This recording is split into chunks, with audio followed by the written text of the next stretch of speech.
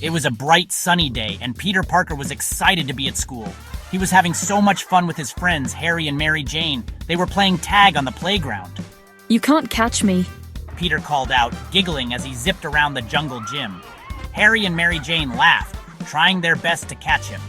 Suddenly, the school bell rang, signaling the end of recess. Aw, time for class already. Peter said, a little disappointed.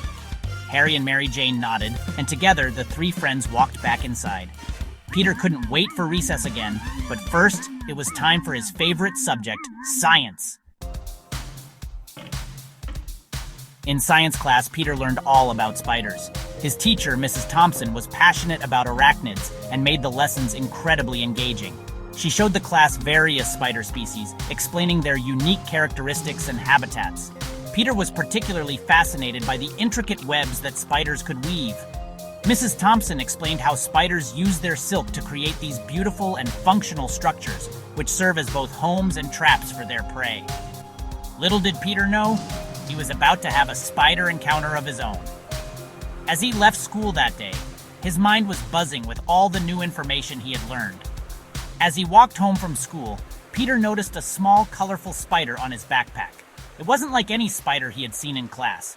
This one had vibrant, almost glowing colors that seemed to shimmer in the sunlight. "Wow, you're a cool-looking spider," Peter said to the little creature. He couldn't help but feel a strange connection to it, almost as if the spider understood him. The spider seemed to wink at him before disappearing behind the bag. Peter blinked, wondering if he had imagined it. Spiders don't wink, do they?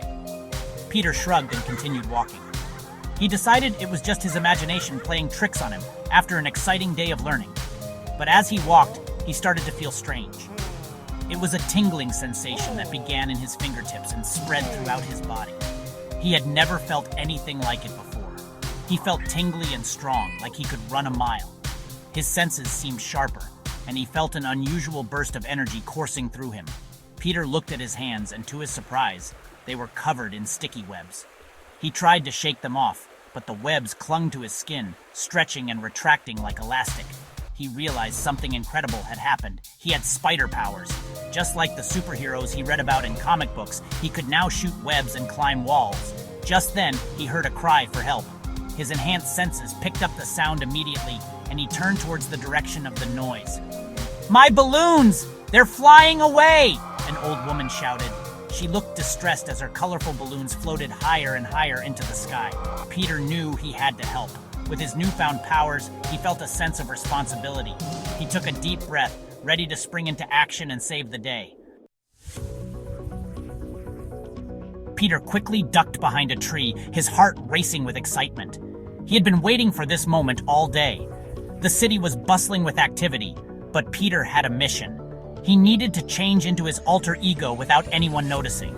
He glanced around to make sure no one was watching, and then swiftly changed into his new red and blue suit. The fabric felt familiar and comforting against his skin, a reminder of the responsibility he carried. He put on his mask and took a deep breath, feeling the weight of his dual identity. This was more than just a costume. It was a symbol of hope and justice for the people of the city. He was no longer just Peter Parker, he was Spider-Man. The transformation was complete, and with it came a surge of confidence and determination.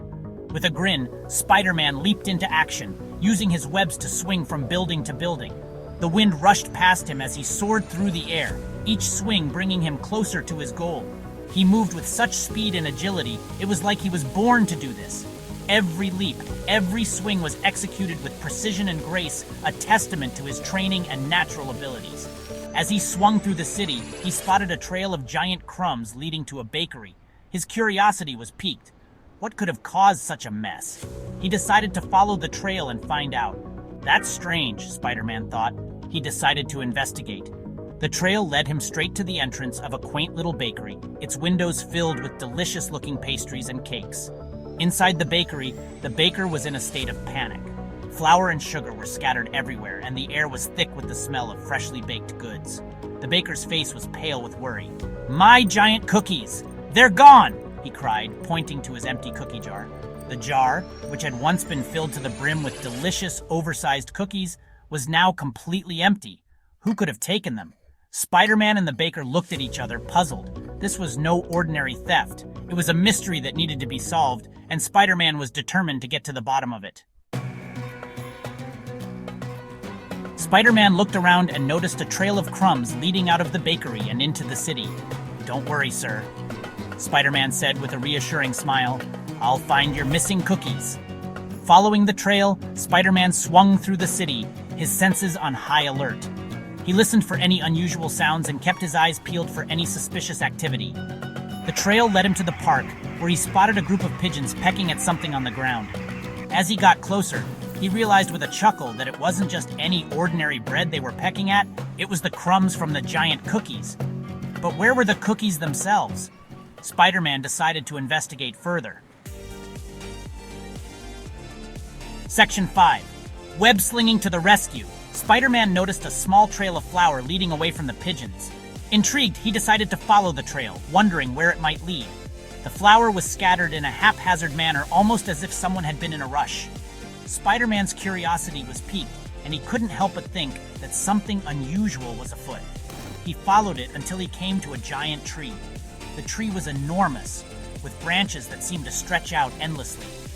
Spider-Man looked up, his eyes scanning the towering structure.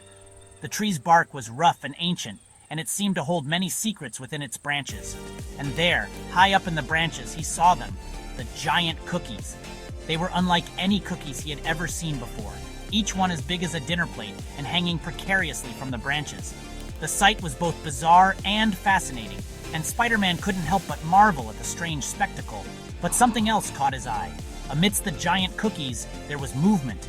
Spider-Man squinted, trying to make out what it was. His spider sense tingled, alerting him to the presence of something unusual. A small, furry creature was struggling to carry a cookie even bigger than itself. The creature was determined, but the cookie's size made the task nearly impossible. Spider-Man watched as the creature stumbled and strained under the weight of the enormous treat. The creature was a cookie monster, and it was clear that it loved cookies very much. Its eyes were wide with excitement, and it clutched the cookie with a fervor that only a true cookie lover could understand. The Cookie Monster's enthusiasm was infectious, and Spider-Man couldn't help but smile at the sight. But it was also clear that the Cookie Monster was in over its head. The cookie was simply too large for it to handle alone. The Cookie Monster's initial excitement was giving way to worry as it realized the enormity of the task before it. The cookie was too heavy, and the Cookie Monster was losing its grip. The giant cookie wobbled precariously, and it looked like it could fall at any moment. Spider-Man knew that if the cookie fell, it would shatter into a million pieces, and the Cookie Monster's efforts would be in vain. Spider-Man knew he had to act fast before the cookie fell and broke into a million pieces. With a swift motion, he shot a web towards the cookie, securing it just in time. The Cookie Monster looked up in surprise and relief as Spider-Man swung down to help. Together, they carefully lowered the giant cookie to the ground, ensuring it remained intact. Spider-Man's quick thinking and agility had saved the day once again, and the Cookie Monster's gratitude was evident in its wide, joyful grin. Section 6. A sticky situation. Spider-Man carefully made his way up the tree, his sticky fingers and toes helping him climb with ease. He had to be extra careful not to startle the Cookie Monster. He knew it didn't mean any harm, it just really loved cookies. As he got closer, Spider-Man spoke in a gentle voice. "Spider-Man? Hey there, little buddy. Need a hand with that cookie?" The Cookie Monster looked up at Spider-Man with wide, surprised eyes. It let out a small, scared squeak and dropped the giant cookie. Spider-Man acted quickly, shooting out a web to catch the falling treat. The cookie landed safely in the web, much to the relief of both Spider-Man and the Cookie Monster. Section 7. The Power of Kindness. Spider-Man gently lowered the giant cookie to the ground and then helped the Cookie Monster down. The Cookie Monster, no longer scared, looked up at Spider-Man with big, grateful eyes. It rubbed its furry head against Spider-Man's leg as if to say thank you. Spider-Man couldn't help but smile. He knew that even though the Cookie Monster had taken the cookies without asking, it didn't mean to cause any trouble. It just really, really loved cookies. Spider-Man decided to help the Cookie Monster by sharing the giant cookies with everyone in the park. Section 8. Celebrating with Spider-Man. Spider-Man used his webs to cut the giant cookies into smaller pieces, making sure everyone got a share. The children in the park were thrilled. They had never seen a superhero before, let alone one who shared cookies. The Cookie Monster, happy to see everyone enjoying the cookies, danced around playfully. The baker, who had followed the trail of crumbs to the park, was overjoyed to see his missing cookies being enjoyed by everyone. He even offered to bake a special batch of cookies just for the Cookie Monster. The Cookie Monster, upon hearing this, jumped for joy. Section 9. A True Hero. As the sun began to set, Spider-Man knew it was time for him to go. He waved goodbye to the children, the baker, and of course, the Cookie Monster. "Spider-Man, see you all around," he said with a smile, shooting a web and swinging away. Spider-Man learned that being a hero wasn't just about stopping bad guys. It was also about helping others, even if they were a little different. And as he swung through the city, he knew that no matter what challenges came his way, he would always be there to lend a helping hand and maybe share a cookie or two.